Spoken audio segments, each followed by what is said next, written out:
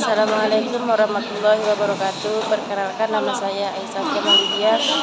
Saya akan membahas apa itu sejarah bahasa Indonesia. Nah, bahasa Indonesia dari era kerajaan hingga era penjajahan, bahasa Indonesia adalah bahasa nasional dan resmi di seluruh Indonesia. Bahasa ini merupakan bahasa komunikasi resmi yang diajarkan di sekolah-sekolah dan digunakan untuk disiarkan di media elektronik dan digital. Sebagai negara dengan tingkat multilingual, terutama trilingual teratas di dunia, mayoritas orang Indonesia juga mampu bertutur dalam bahasa daerah atau bahasa suku mereka sendiri.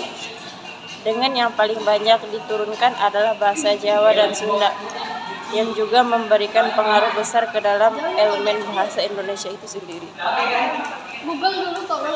Dengan penutur bahasa yang besar di seantero negara beserta dengan diaspora yang tinggal di luar negeri, bahasa Indonesia masuk sebagai salah satu bahasa yang paling banyak digunakan atau diturunkan di seluruh dunia. Selain dalam skala nasional, bahasa Indonesia juga diakui sebagai salah satu bahasa resmi di negara Indonesia sebagai Timor Leste. Negara lain seperti Timor Leste. Bahasa Indonesia juga secara resmi diajarkan dan digunakan di sekolah, universitas, maupun institusi di seluruh dunia, terutama di Australia, Belanda, Jepang, Korea Selatan, Timor Leste, Vietnam, Taiwan, Amerika Serikat, Inggris, dan lainnya.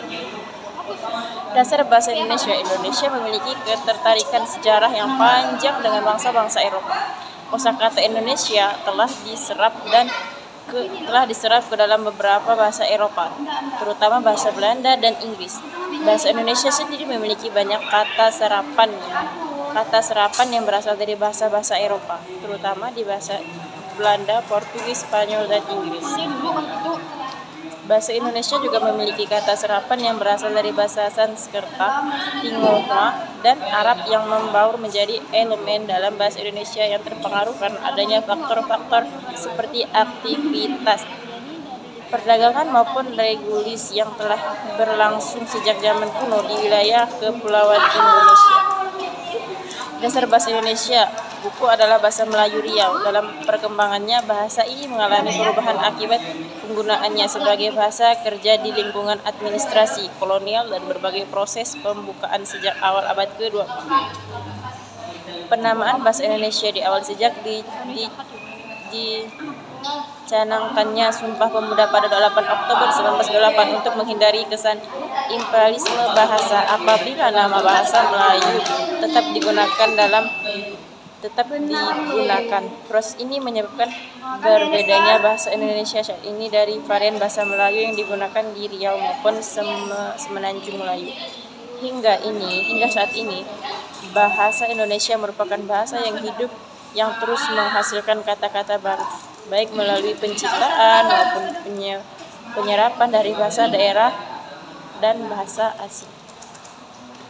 Namun demikian, meskipun dipahami dan diturunkan oleh lebih dari 90% warga Indonesia, bahasa Indonesia bukanlah bahasa ibu bagi kebanyakan orang.